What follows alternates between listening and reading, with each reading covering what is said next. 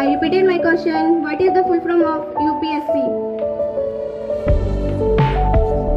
Yes, your answer is correct. Union Public Service Commission. My fourth question goes to Udaygiri House. Who is the director of movie Adipurush?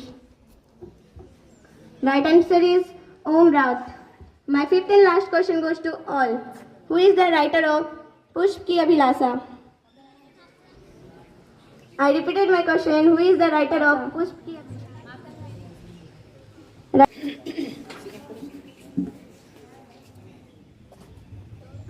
Wali ke attention. Good morning, Captain. Total strength 21, 19 present, 2 leave. Wali ke strength. Udaygiri attention. Good morning, Captain. Boys are obli B.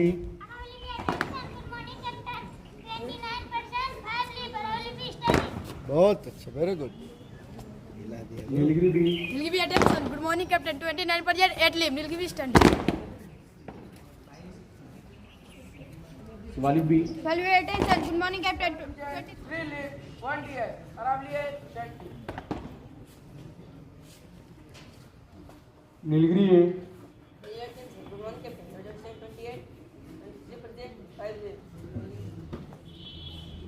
Wali ke attention. Good morning, Captain. Total strength 32, 27%, 5 leaves. Wali ke strength. Udayagiri A. विद्वान शिक्षक वृंद और प्यारे बच्चों, सभी को सुप्रभात।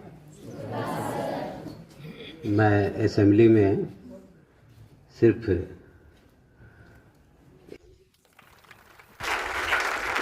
लेकिन अफसोस की बात क्या, आप जाएंगे तो पूरी दुनिया में जो कंपटीशन चल रहा है उसमें जनरल स्टडीज़ का बहुत बड़ा रोल है।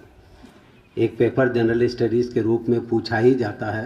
ओपी खन्ना या टाटा मैकग्रो या और बाकी किताबें हैं, उसको पढ़ने के बाद में ज़रूरत महसूस होगी। पहले आप यहीं पर 90% आपकी तैयारी हो चुकी रहेगी। तो प्यारे आंसर या तो खुद देने का, जनरल नॉलेज का तैयारी यहीं से हो जाएगा और आपकी तैयारियां आगे की 10% करना होगा। एक अभी मेरे हाउस का एक बच्चा था कन्हैया, पिछले दिनों आया था, जो मिलिट्री में चला गया, आर्मी में है वो बच्चा। यहाँ पर बोला कि हमको सर कुछ नहीं समझ में आता था। मैथ लिया था 11th-12th में, मेरे ही हाउस में था, और कुछ नहीं समझ में आता था सर। एनसीसी करते थे, स्काउट गाइड में रहते थे और एनसीसी करते थे। एनसीसी में उन्होंने सर्टिफिकेट लिया सर, और सर से मैंने भेंट कराया उनसे। वो बताया कि यहाँ से एनसीसी करने के बाद हम चले गए नौगछिया, वहाँ पर समझ में आता था। पीटी में जा करके अपना दौड़ते थे। दौड़ते दौड़ते पैर हाथ इतना मजबूत हो गया कि जब उसको high jump, long jump, short put या जैवलिन थ्रो जितना भी कराया गया वहाँ पर फिजिकल, उसमें बोला किसी में हम पीछे नहीं रहे, सब में एकदम टॉप का परफॉर्मेंस दिए। जो आर्मी के लोग आए थे काफ़ी खुश हुए, बोले तुम्हारा मिलिट्री स्कूल से ट्रेनिंग है? बोला नहीं, मिलिट्री से ट्रेनिंग नहीं है, हम नवोदय से पढ़े हैं और वहाँ पर जो पीटी में कराया जाता था वहीं हम लोग सब कुछ प्रैक्टिस किए हुए हैं। तो प्यारे बच्चों, यहाँ पर सुबह से शाम तक जितनी भी एक्टिविटीज़ होती है, कहीं न कहीं आपके जो फिजिकल, मेंटल एंड सोशल, ये तीनों जो विकास है वो कंप्लीट विकास होता है यहाँ पर। और इसके कंप्लीट विकास में अगर आप हर जगह एक्टिव रहेंगे तो आप निश्चित मान के चलिए कि आप बहुत बड़े ज़िंदगी के बहुत बड़े पायदान तक पहुँचेंगे, जिसकी कल्पना आप नहीं कर पाए होंगे या कर नहीं पा रहे होंगे। बहरहाल मैं यहाँ आया हूँ, चूँकि आज नया सत्र है, नए क्लासेस में आप जाने वाले हैं, तो रिज़ल्ट मेरे पास बन के आ गया है। लेकिन उस रिज़ल्ट का अनाउंसमेंट जो है हमारे साथियों को और सर का आदेश हुआ कि शाम में किया जाएगा 4:30 में। उस वक्त तक बाकी जो प्रोग्रेस रिपोर्ट वगैरह का काम है वो हो, अनाउंसमेंट 4:30 में सर, और 4:30 हैं तो यहाँ पर आ जाइएगा। सर अभी हर सब्जेक्ट को लेकर ग्रेजुएशन स्पोर्ट्स का भी स्टार्ट होने वाला है, उसकी भी तैयारी हम लोग से कर रहे हैं बच्चे। और हमको बहुत खुशी हुई हमारे उसके पीछे। मैं सुबह जब नमाज के लिए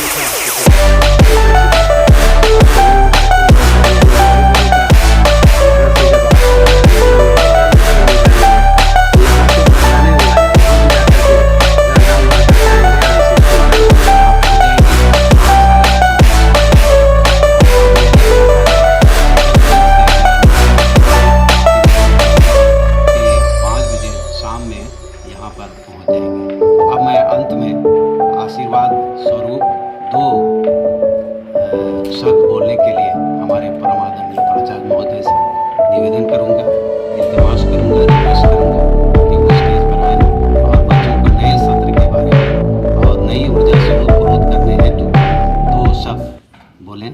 sir please come to this. सारी जो पैसा खर्च हो रहा है ना, इसीलिए कि बच्चों को चीज़ें आए।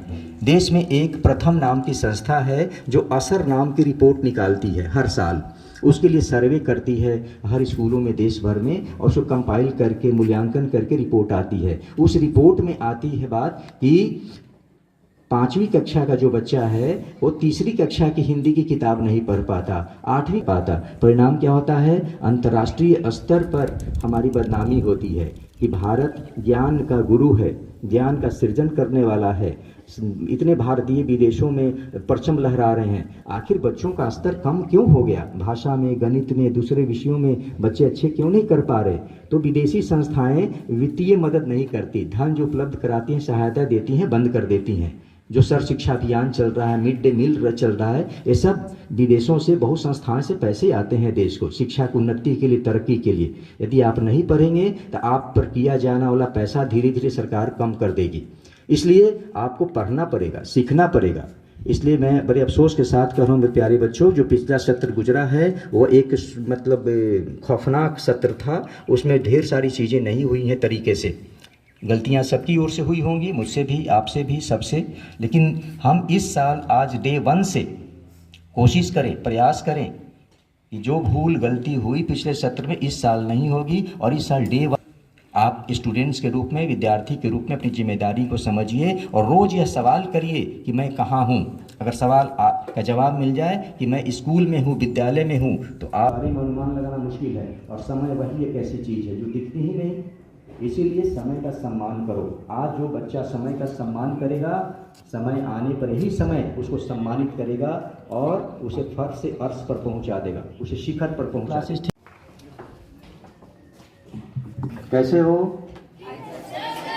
हाँ, वेरी गुड। वित्तीय वर्ष का मतलब कि सरकार और सरकार के जितने भी संस्थान हैं वहाँ पर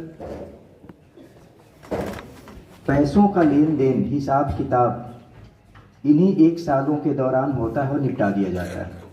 उसी तरह से शैक्षणिक सत्र भी हमारे देश में अलग अलग स्कूल और अलग अलग बोर्ड के अनुसार होता है। और आमतौर पर हमारे देश में 2 तरीके के शैक्षणिक सत्र हैं। एक जो 1 जनवरी से शुरू होता है और 31 दिसंबर को ख़त्म हो जाता है। ढेर सारे राज्य सरकार अपने अधीन चलने वाले विद्यालयों के शैक्षणिक सत्र 1 जनवरी से 31 अप्रैल तक 1 जनवरी से 31 दिसंबर तक वो चलाते हैं।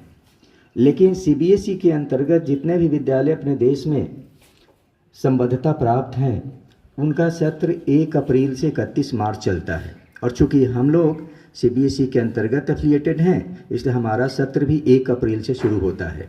इसीलिए आज से हमारा नया सत्र शुरू हो रहा है और पुराना सत्र कल 31 मार्च को बीत गया।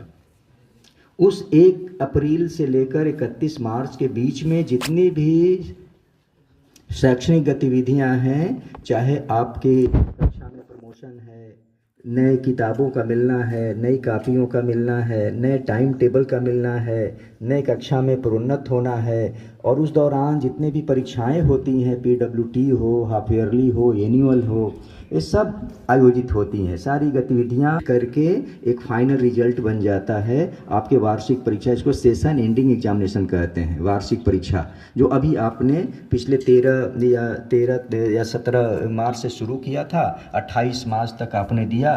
सब कापियाँ करेक्शन हो गई और रिजल्ट बन गए। सभी आपके वर्ग शिक्षक, क्लास टीचर्स ने अपना बना लिया है। और कायदे से चूँकि 30 तारीख रविवार हो गया, 31 तारीख ईद की छुट्टी हो गई, इसलिए हम कायदे से 31 को आपकी वार्षिक परीक्षा का परिणाम की घोषणा नहीं कर पाए। इसीलिए आज 1 तारीख को हम एक विशेष सांध्य प्रार्थना सभा का आयोजन करेंगे, जो कि 5 बजे होगा।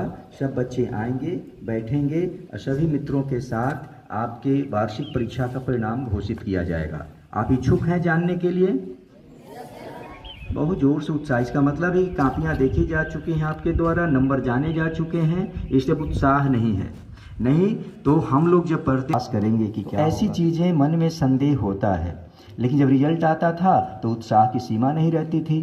खैर, आपका भी आज परीक्षा परिणाम निकलेगा, पूरे साल भर का लेखा जोखा आपके सामने आएगा। साल में जो आपने खेती बाड़ी की थी वो फसल आज आपके आंगन में आ, तब उनकी 11वीं का नामांकन की प्रक्रिया शुरू होगी। तब तक हमारी 5 कक्षाएं 6ठी 6 7। तो आज का दिन शुभ हो। जय भारत, वंदे मातरम।